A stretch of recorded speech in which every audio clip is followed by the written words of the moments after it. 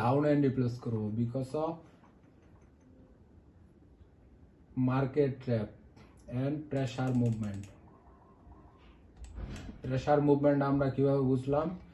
দেখেন ফুল down ট্রেন্ডের market এখানে একটা সাপোর্ট লেভেল আছে এই লেভেলটাকে ব্রেক করছে একটা বিগ ক্যান্ডেল দিয়ে লেভেল ব্রেক করার পরে কি করছে একটা আপ ডিরেকশনের গ্রিন ক্যান্ডেল দিচ্ছে মার্কেট এখানে প্রেসার দেখাচ্ছে উপরের দিকে উইক ছাড়ে এন্ড প্রিভিয়াস যে রেড ক্যান্ডেলটা আছে ওই ক্যান্ডেলের উইকের নিচেই ক্লোজিংটা ছিল এই কারণে আমি এখানে একটা রাউন্ড এন্ট্রি প্লেস করছি 5টা এন্ট্রি প্লেস করছি 23 করে মানি ম্যানেজমেন্ট ফুল মানি ম্যানেজমেন্ট করে আমি এন্ট্রিগুলো প্লেস করছি এই যে 5টা এন্ট্রি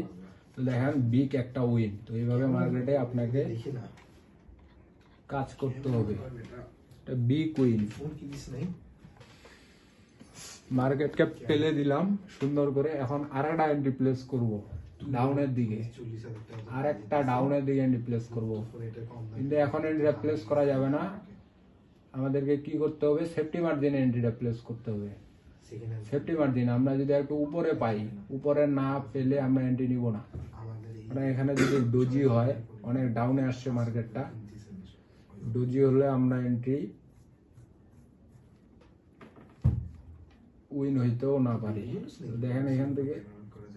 মার্কেট নিচেই যাচ্ছে দেখি